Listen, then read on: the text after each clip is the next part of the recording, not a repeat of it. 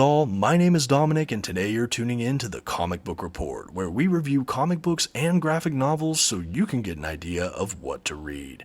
And today I've prepared another list video, one I've been thinking about for some time, that being 10 underrated comic book omnibus editions. Whether it's from Marvel or DC, these are books that I think are frankly underrated gems, especially in this format. I think they deserve a little more love, and here we go in a top 10 list. But before we jump in, I do want to shout out our channel sponsor, OrganicPriceBooks.com. If you're looking for your own comic book collected editions or omnibus, I definitely encourage you to check out their website. You can find a link in this video's description, and hey, if you find something you like, you can even use my discount code, TheComicBookReport, at checkout to receive $2 off of your order today. Please note if you use my affiliate code or link to make a purchase, I will earn a small commission, but it's a fantastic way to support this channel. Thank you for considering. Now let's get started with today's omnibus list video. First on our list today, in no particular order, Justice League The New 52 Omnibus Volume 1. This is largely considered the Geoff Johns run on Justice League over at DC, and frankly, it's one of my favorites that I've read thus far. Now admittedly, I do have to say I'm still making my way through this entire run, but from what I've read so far, I absolutely love it. Actually, this is a run I started reading when I first started getting into comics back in, I think, 2010, 2011. I remember the first volume of this Justice League run was one of the earliest comics I bought for myself for my collection. I really enjoy this run. I think the New 52 initiative over at DC was a fantastic way to onboard so many new fans or new prospective comic book readers, myself included. I know longer time fans are definitely frustrated with this era as a generalization because of what it did to a lot of outstanding continuity and series, but for my money, I think that there's still some real gems from this period in comic books history. And because this is the era I first started reading DC Comics, it's always going to hold a special place in my heart. This is a great early Justice League book that you don't really need any previous reading experience to enjoy. I think the art throughout it is absolutely jaw-dropping, particularly those early arcs from Jim Lee. He's my favorite penciler of all time, so I am a bit biased, but wow, we get so much value in this omnibus. The entire run is collected across a 2-volume set, but I included the first one here for this video's purposes, but certainly if you enjoyed this one, you're probably going to enjoy Volume 2. That being said, I have thoroughly enjoyed my time with this omnibus, and I think it deserves more credit. Just because it's from the New 52 doesn't mean it's not fantastic. In fact, there are so many runs from New 52 I could highly recommend. Let me know what you think of this Justice League run in the comments, particularly if you've read it. I'd love to get more feedback on it, but I think it's an underrated gem that deserves more credit. In my mind, Geoff Johns rarely misses, and this is a great example of that. Next on our list, another DC omnibus, Batman: The Rise and Fall of the Batman Omnibus from James Tynion IV. This is an omnibus that I think deserves more credit as well, especially with the prolific, amazing career Tynion has had, especially in the recent years. He's a creator that has absolutely blown up, and with good reason. He's written so many incredible books out there, and I would hate to see this book get glossed over, and frankly, I think it has, even for DC Comics fans.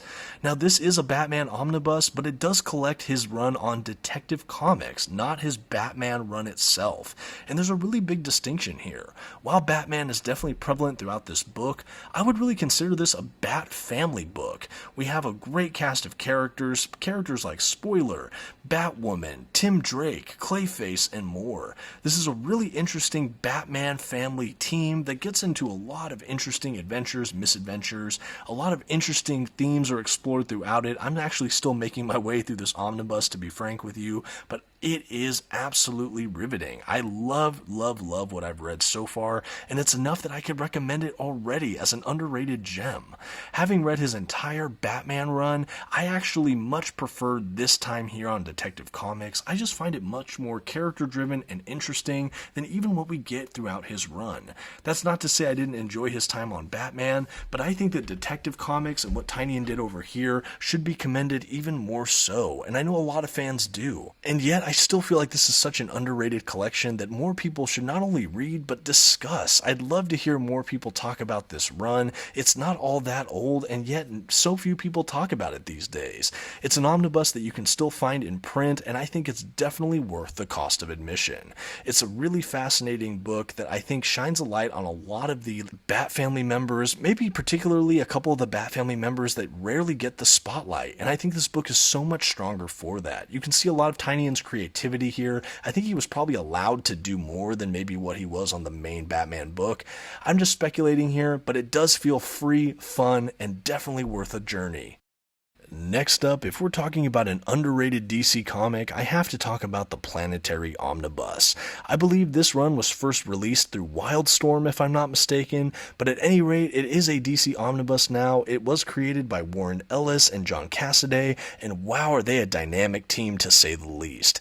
This book is so hard to describe without giving away too many spoilers, but it really is a good book that homages so many different fictional genres, like different monster kind of kaiju stories, superhero stories, detective noir, ghost stories. So many different just narrative types get explored throughout this book. We follow a really interesting, diverse team of characters who work for this planetary organization to kind of save kind of the fabric of their world from these weird kind of existential threats in many forms. There's a lot of just kind of clandestine, mysterious aspects to this book. The characters are all super fascinating and grounded. Warren Ellis is one of my favorite comic book writers out there, and he really shines in this story. It's one I absolutely think about often, and one I hope to revisit soon. John Cassaday is an artist that I thoroughly love as well. I know his work has also been seen on things like Astonishing X-Men, which was also fantastic, but this book is just really something to recommend. I think for a DC book, it has a lot more than your standard just super heroic fare, and it has a lot of thought-provoking issues that have just stuck with me and withstood the test of time. You can usually find this book at the time of the recording for a pretty fair price, and I think it just deserves more credit. I feel like fans of this book are fans that have read it. I feel like people that don't speak about it are people that have just never ever had an opportunity to read it. I do think it's severely underrated and deserves even more of an audience. I would be curious in the comments, if you've read Planetary, let me know what you think. I would love to talk to someone about it because I just enjoyed it so much, and I love every opportunity I have to talk about it. And hey, while I have you, if you haven't yet subscribed to the channel, but you're enjoying this video and like other comic book list videos, reviews, unboxings, hauls, and more, definitely consider subscribing. It'd be great to have you. And now, on with the list.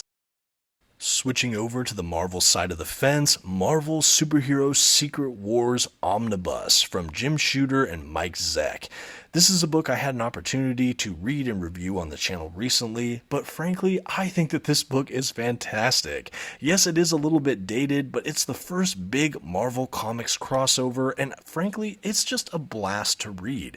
It's so much more than just the heroes versus villains story, and the fact that this came out of a kind of marketing, merchandising push is that much more surprising for what a great story we actually get within its pages.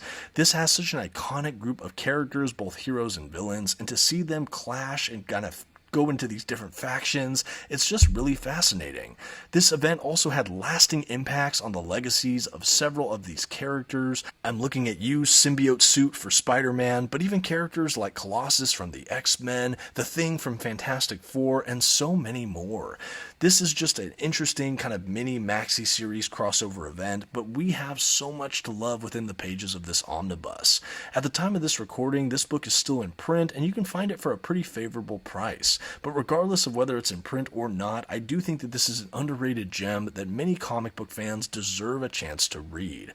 Yes, it will be dated by today's comic standards, and if you're just a modern comic book reader, this might not be for you. But if you find yourself enjoying comic books from different eras and just enjoy comic book history in general, I think that this is absolutely a must-read comic. I love the incarnations of the characters we get. I think Shooter has such a feel for the voice of these characters, and again, the fact that this was all to make toys is so fascinating, and we even have great essays about that within the pages of this omnibus. It comes with some fantastic extras, including an extra few bonus issues at the end that take place either during Secret Wars or after Secret Wars, and they're all just a bunch of fun. It is a smaller omnibus, but man, it's a page turner. I had so much more fun reading this than I anticipated, and I think it deserves even more credit. Next on our list, Silver Surfer by Dan Slott, Michael Allred, and Laura Allred, The Omnibus from Marvel Comics. This book is for art lovers first and foremost. I'll just say it, it's absolutely spellbindingly, hauntingly, unbelievably beautiful, and it's something that I absolutely adored reading. I was first introduced to this run in a trade paperback format, and I honestly didn't click with it until I actually bought the omnibus itself. It took a few issues for me to really click into what the creators were doing with this run. This is a much different Silver Surfer than we often get in his kind of cosmic adventures. We don't really have as much of the typical brooding, philosophical Silver Surfer as much as we do the kind of in-love Silver Surfer, the kind of hopeful dreamer Silver Surfer, and really maybe glimpses of Norrin Radd, the long-forgotten Silver Surfer's real identity.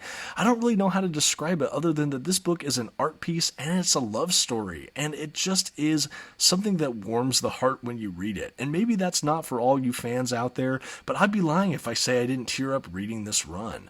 I personally love the artwork from the Allreds. I've always been a pretty big fan of it, and this is some of my favorite I've ever seen. I think turning the Allreds loose in a cosmic fictional landscape was an absolute masterstroke.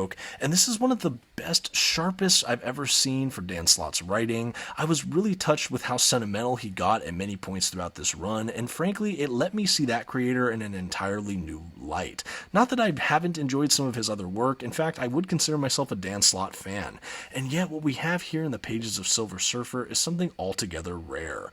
I would thoroughly recommend this book, whether you're a Silver Surfer fan or just looking for something new and different, and you find yourself enjoying this art style as I flip through. This is perfect for new readers or longtime fans, and it's something that I will never forget. A true underrated gem. Next, the first of I think two Fantastic Four omnibuses on my list today, Fantastic Four by Mark Millar and Bryan Hitch omnibus.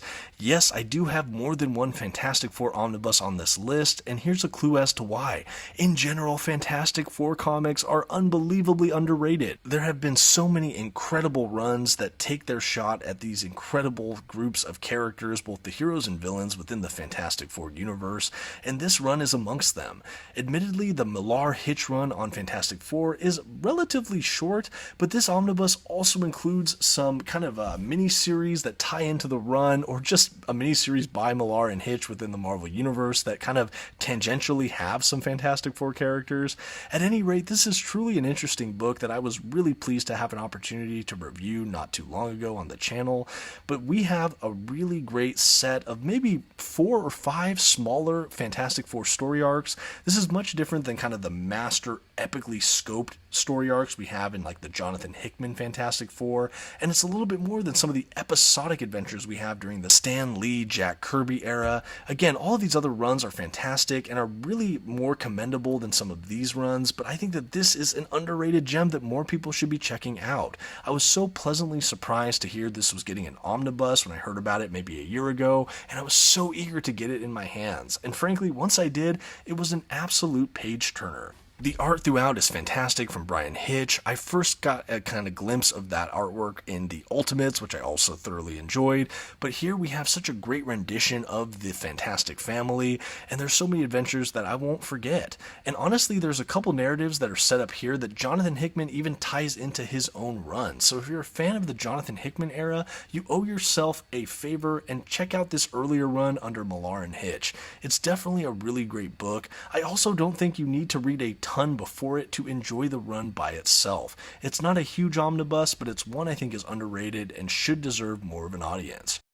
Next on our list, the other Fantastic Four recommendation I have, the Fantastic Four by Matt Fraction, Mike Allred, and Mark Bagley omnibus from Marvel Comics. This is the run that directly followed the epic Jonathan Hickman run on the title, and I think because of that, this run lives largely in the shadow of that previous run. I think because of this run is definitely not fairly evaluated by a lot of comic fans, at least that's my reading of it, because I've seen so many just negative critics for this run. And in spite of all that, I decided to pick up this book and give it a shot for myself, and I was more than pleasantly surprised. In this collection, we not only have the Fantastic Four, which is largely illustrated by Mark Bagley, but we have the FF series, Future Foundation, which is illustrated by Allreds, Mike Allred and I believe his wife Laura. At any rate, two dramatically different art styles that kind of handle both of those twin books that kind of braid throughout this omnibus. Man, there's so much to say about this book, and I've said a lot of it in my review for it, but essentially the Fantastic Four team find out they're sick and go through the entire kind of universe, multiverse, whatever, to try to find a cure for the whole team. While they're away, they set up their own kind of stand-in Fantastic Four led by Scott Lang's Ant-Man, and we have that in the FF title, and both of these titles kind of overlap, do their own thing, and come together for an epic conclusion. I think it's a really great story that I think should be read by comic book fans in general, but particularly for Fantastic Four fans. There's so much to love here, and frankly, I'm baffled that this doesn't get more readership, more credit, more love. I think Matt Fraction is a great comic book writer as well, and I think that this run is definitely a standout from modern Fantastic Four. I think this and that Mark Millar, Bryan Hitch omnibus are definitely way underserved. I think that they're both a ton of fun. I thoroughly enjoyed my reading experience of both omnibuses, and that's why I had to include both on this top 10 list. Next, and possibly my most controversial entry on this list today, the X-Treme X-Men Omnibus Volume 1 by Chris Claremont and Salvador Larroca. This is a really unique X-Men run that is certainly not for everyone, and yet I still find it to be pretty underrated, and frankly, I think there's a lot of X-Men fans out there that are doing themselves a disservice by not checking it out. This is, I believe, an early 2000s era X-Men book. This was coming out around the time of Grant Morrison's New X-Men, and I think that this might be overshadowed as well, but frankly, there's still a lot here to enjoy. I think the team is eclectic and interesting, led by Storm and having characters like Bishop, Gambit, Rogue, Sage, and more. This is just a really unique book that begins with the team finding these books of destiny that allegedly predict the future of the world or what have you, because they're worried about what would happen if that kind of power falls into the hands of Charles Xavier at this moment. This team kind of makes their own faction and travels and tries to find these books themselves before getting caught up in all sorts of other misadventures all their own. I think that having a Claremont written, Storm-led X-Men team, I'm just shocked that more people don't jump on this book. Yes, the art style is a little interesting. There's not really a heavy inker for most of this run, so there's kind of a fuzziness to some of the graphics, but after I started getting into it, I found myself actually really enjoying it. It had such a distinctive look. I think all the character models were fully realized and interesting, and the storylines, while they're not Chris Claremont's best, and it is his latter career X-Men, I still think that there's a lot of really interesting stories. I think they're all really unique. I think that the villains are new and kind of fascinating. He doesn't rely on a lot of legacy villains or tropes, but instead explores some kind of new territory and new ground for the X-Men. And I think because of that, I found this to be really just engaging and interesting. I think that there are some great X-Men stories in general, and this is maybe not in the top shelf of X-Men books, but I think to have a mid-range X-Men title like this, I still think it's underrated when so many people think it's much poorer than it actually is. Would definitely recommend reading X-Treme X-Men. Next up on my 10 great underrated omnibus editions, Captain Marvel by Kelly Sue DeConnick. This is a book I had the opportunity to read and review more recently, and so it's fresh in my mind, but I think that this is a fantastic book that frankly got me completely involved with the character of Carol Danvers, Captain Marvel. I got so lost in a good way within the pages of this book. I had so much fun going from story arc to story arc. This omnibus in particular had so many different artists attached to it, even though we had the kind of same concrete, really well-developed voice of DeConnick throughout all of it. The artists change hands, and so we got so many amazing artists showcased in this one omnibus. But frankly, we had so many fun adventures with Carol Danvers, both in New York, but also in the reaches of space. This is such an interesting time for this character. This is the first solo title we get when she takes on the moniker of Captain Marvel herself. Not Miss Marvel, not Binary, not any of these other characters, but Captain Marvel.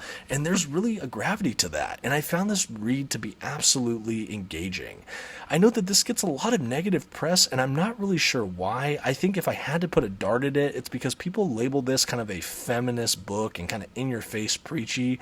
But frankly, I have to say, while there are some really amazing, empowered female characters, not just the main character, Captain Marvel, but a bunch of just really amazing female characters in the supporting cast as well.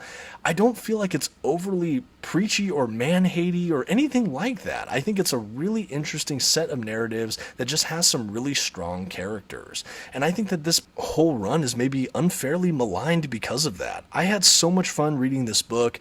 I don't know if this writer is kind of controversial, but honestly, I didn't really get into their personal politics too much. I just read this book for what it was, and frankly, I enjoyed the ride.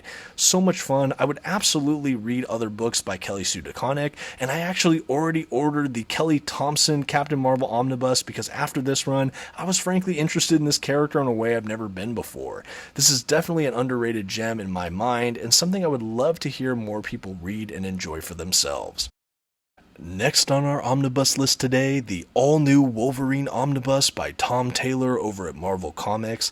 This was one of my earliest exposures to Tom Taylor after Injustice, and frankly, it's one of the most memorable for my money. I already enjoyed X-23's Laura Kinney, but having her take the mantle of Wolverine for this run, I loved this character in a whole new way. This is first and foremost a Wolverine omnibus, and the fact that Kinney is at the helm only makes this a stronger book for it. We have so many new kinds of storytelling for having a Wolverine book that's not Logan, although I absolutely love Logan Wolverine. I think having this all-new Wolverine was definitely a ton of fun.